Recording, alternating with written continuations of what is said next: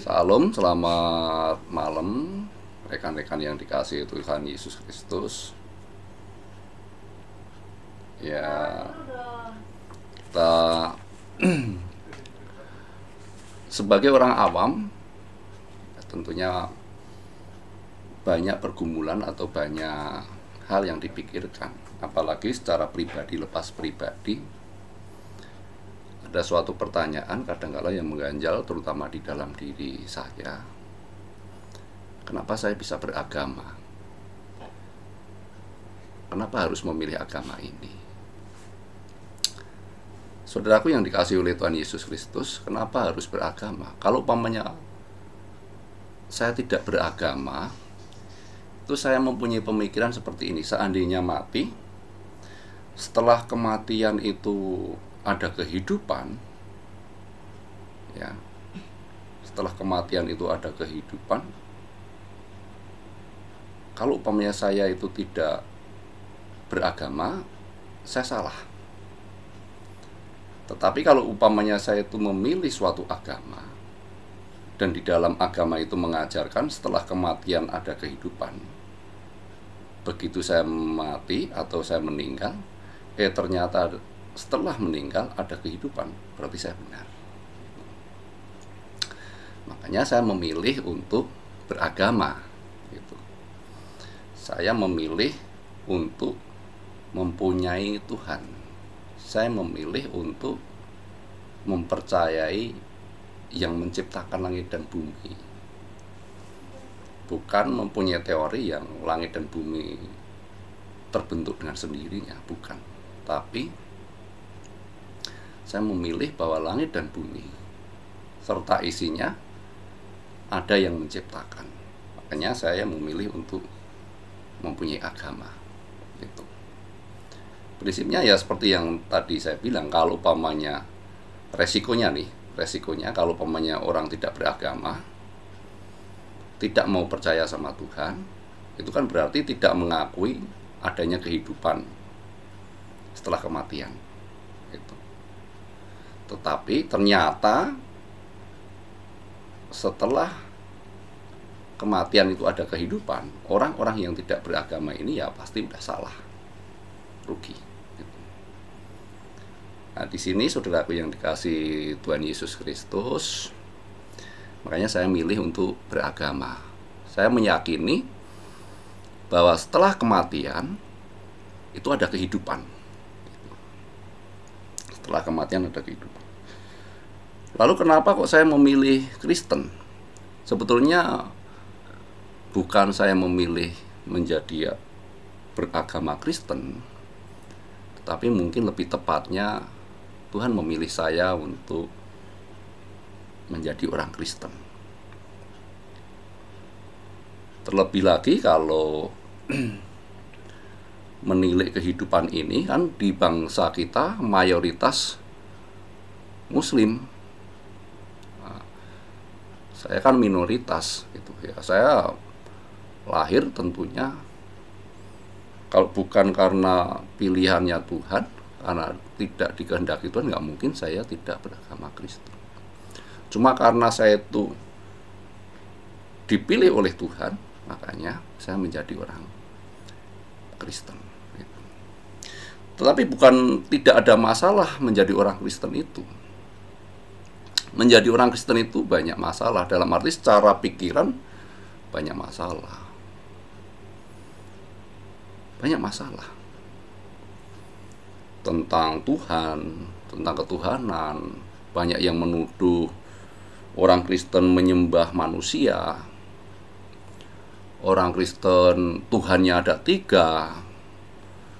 Itu menjadi pemikiran bagi saya pribadi, menjadi pikiran. Belum tentang kehidupan sebagai orang Kristen harus seperti apa. Belum tentang kalau umpamanya orang itu meninggal, itu seperti apa di alam orang meninggal itu.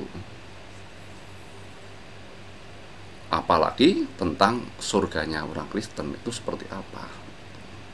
Banyak yang perlu dipikirkan. Bahkan yang menggelitik lagi, sebelum saya turun ke dunia, atau lebih tepatnya sebelum saya dilahirkan, saya berada di mana, itu juga menjadi pikiran bagi saya secara pribadi. Ya, ini hanya orang awam yang bicara, mungkin ahli-ahli teologi yang mungkin lebih mumpuni bisa menjelaskan. Tapi ini adalah pikiran orang yang awam. Ya, saya akan berbicara berdasarkan pengetahuannya orang awam, terutama pengetahuan saya. Pada saat saya meragukan tentang kekristenan, ada suatu ayat yang membuat saya menjadi tertarik. Itu di dalam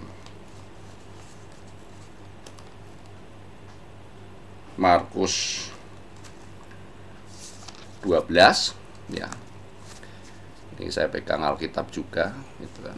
Markus 12 ayat yang ke-30, begini bunyinya. Kasihilah Tuhan Allahmu dengan segenap hatimu, dan dengan segenap jiwamu, dan dengan segenap akal budimu, dan dengan segenap kekuatanmu. Jadi kalau kita mau mengenal Tuhan, Tuhan mengizinkan kita untuk memakai hati kita, memakai jiwa kita, memakai akal budi kita untuk mengenal Dia. Makanya di Kristen pada saat itu saya juga pernah bertanya, Tuhan, Engkau seperti apa? Gitu. Saya bertanya seperti itu, saudaraku. Dan Tuhan mengizinkan itu. Tuhannya orang Kristen itu mengizinkan untuk ditanya seperti itu. Ya, itu yang saya senang.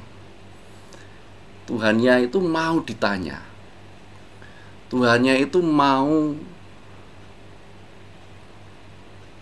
kalau umpamanya saya itu bingung, Dia mengerti tentang kebingungan saya.